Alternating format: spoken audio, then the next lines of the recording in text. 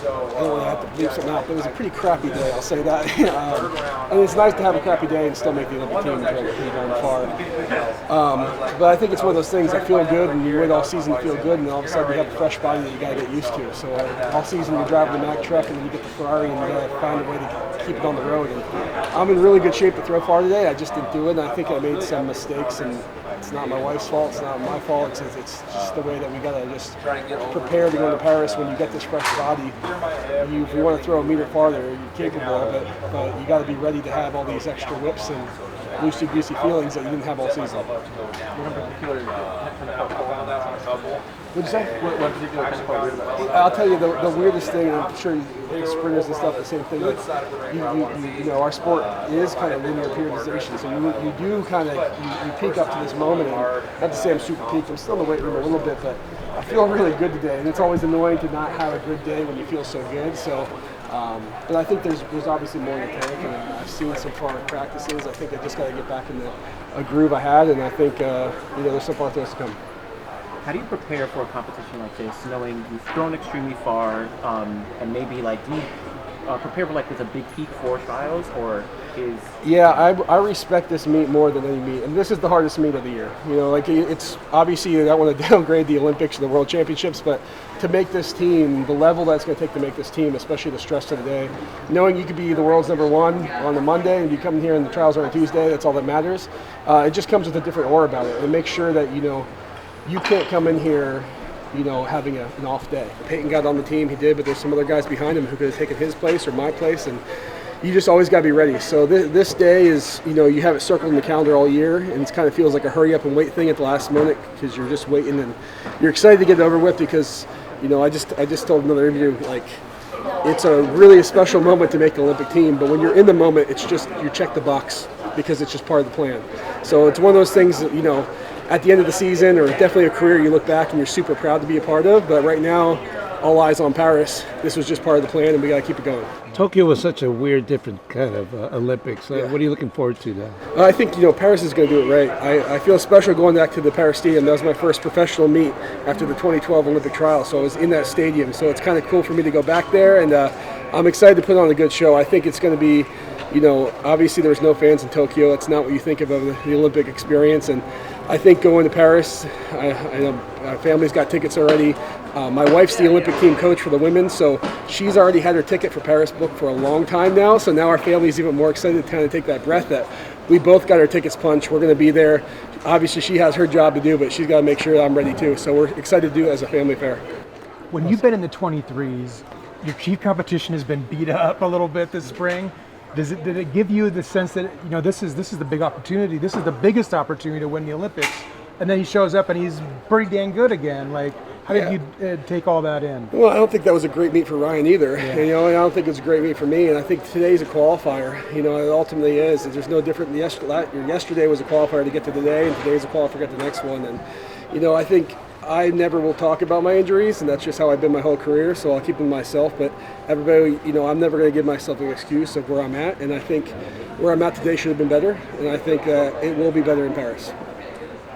Joe, you're one of the few athletes who competed at the 2012 Olympic trials, and then of course 2013 was your first World Championships, and you're still here throwing your best ever, right? How are you able to remain so resilient and consistent year after year? I look up to the guys who were in the sport before me: Reese Hoffa, Christian Cantwell, Adam Nelson, John Godina. They were the best in the U.S. and then they were best in the world. And there was a changing of the guard, and I kind of had to retire one of my heroes, Reese Hoffa, Adam Nelson. And in doing that, you feel this responsibility because I've been to 7 major championships and I've got a medal every single one of them, and obviously want to keep this streak continuing into Paris. But as a U.S. shot putter, to make this team, you better come home with some hardware, or at least feel that, because we are the best. We swept the World Championships two World Championships ago, and we definitely have the capabilities of doing that going to Paris. So you've been giving pros fans entertainment for over 10 plus years. It's been incredible watching your journey from the 2012 trials where you PR'd to your first 21-meter throw. This is kind of a weird question, but with all the years that you've been competing professionally, What would be the main takeaway that if you could told yourself back in 2012 what to get ready for, what would you say? Well, I mean, it's something I've always said every year. Like, I've never done it the same. I'll never try to do it the same. Like, every single year, it's different. And of course, you're building upon the past, but I always say, like, if I fast forward from 21 to 2015, my first world championship, first time I have a gold medal. If I ended my career there, what I thought it would be to throw far or train, or the mindset compared to what it is now with obviously probably 1.5 meters farther than that, and having kids and the perspective, it's changed so much. And I think that's one thing that I feel very proud of, that I've been able to evolve with the sport and evolve my mindset and not be afraid to, my wife hates when I say this analogy, but sometimes I'll I'm confident that I can burn the house down and what I thought I needed to do well because I built it before. I can build it again. I'm never afraid to go back and, if I feel something's going to be better doing it this way, I'm not afraid to kind of take a swing and try it, and I might fail at it, but I have confidence I can always go back because I had the blueprint of how I did it before. Are you still making innovations in your technique? Yeah, it's definitely changed, and I think today was a big miss for me. I'll just be honest. I think I'm in really good shape to throw well today, and I think I just kind of got a little tappy and reverted to some things that I don't like when I do, when I get a little nervous and excited. So I think there's some big throws to come. I've never seen the ball go this far that I have in my life, so it's annoying to have a day like today. And it's obviously in perspective. You got second place through 22 something, and proud of that. But there's another meter there. So it seems like your baseline is almost higher this season than I think I've ever seen before. What do you think attributed to that?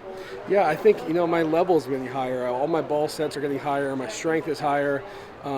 This whole season we've been working on my minimum level to make this day, not as stressful. And I'm happy to get through it. But now it's about going to the high level. Today's all about making sure you're on that team, making sure that there's, my first throw was the best throw. You don't really want that to happen, but I made the team off my first throw. It's a nice feeling to have. But going into Paris, it's going to take a lot more than that. It's going to take 1 meter plus more than that, and I got to be ready to kind of go swing for that and be aggressive. And luckily, I've been there before. I'm excited to do it again. Last question. So I've heard this from other male shot putters specifically because that's who I've interacted with.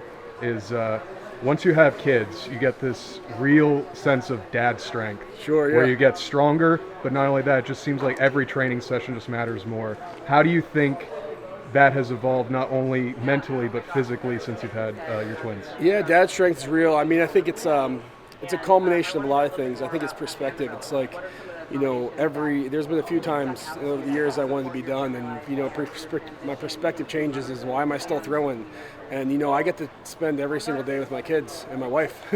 Every day. So I mean that's something to stick around for. The lifestyle design of that is a true blessing, and I'm excited for it. And having them, it's definitely different. I used to get super pumped up for practice, and now I might be playing with Lightning McQueen and Sally, little cars around, and then put them down for a nap and then go out and chalk up real quick. So it's definitely different flipping that switch, but I think the perspective and the drive, there's nothing better than it. Being a dad is the best gift in the world. I'm super thankful to have Ashley as my wife, to be a wife, but also kind of keep me in line in the ring and make sure that I don't have any days like I had today, and we can get a little better than that.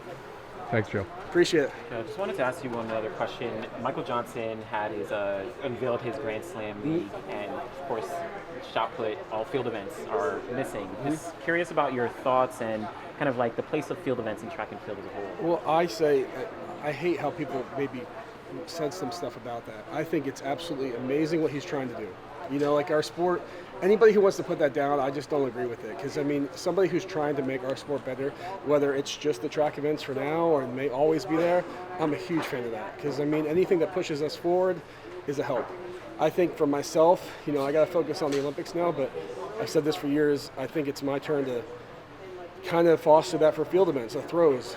My goal is to get the shot put in the Arnold Classic, all the strongman competitions, to start featuring us. And when you come to a track meet, you have fans of runners who might be excited to watch the shot putters roll around there, but it's maybe not the same background. If we go to the Arnold Classic or the LA Fitness Expo, there's a lot of meatheads who understand the shot put and the periodization behind it that might be a little bit closer of an audience. So I think it's time that it's great for us to break up sometimes, and the throwers might need to have a little expo outside of the track, the same way that Michael Johnson's highlighting the track and field events and trying to make a story behind it. I'm a huge fan of Michael Johnson for doing that. Anytime that we can promote our sport, whether it's just one facet of it, it's a win for everybody. You're in the golden era of, I mean, you have Ryan, you have you. I mean, have you ever thought, hey, Ryan's not around, maybe or is it like he pushes you so you're here because of No, him? I mean, I screwed up today. I should have beat Ryan by a meter today. No offense to him, he knows it too, and I'm pissed off because it was a pretty shitty day for me, and I'll be honest with it. And I feel like I let down our training because of it, but Ryan's going to come do what he does, so I have to make sure I can do a better job than that. Awesome. Thank you. Thank you. Joe, I have one bonus question just for the pros fans. Yeah. Is this the strongest you've ever been in your life? Yeah, for sure. And then and Ashley, pushes me to make sure that, and there's always the weird thing for me in the throw is everybody wants to be the weakest thrower, which I don't think makes a lot of sense. It's not wrong to be strong, and when you have days that you're messing up, it's nice to have a punch down power alley to make sure you get yourself a medal. There's a reason I have all the medal streak I do. It helps to be strong. I just wanted to know because I know that's like everyone's favorite topic with you. Yeah, I mean, and people will debate the weight room and what you got to do, but ultimately, our event's a speed event. You can put a decathlete in the right angle of release and height of release. I wish my height was higher, of course. But at the end of the day, the ball's got to be going fast, and you got to find a way to make it go. If it's going to be off leverage or technique, or just because you got a lot of power, and I like having a lot of power. I want to be a rotational bulldozer in the ring, and that's when you feel like you can't mess up. Awesome, Joe. Thank you so much. Yeah.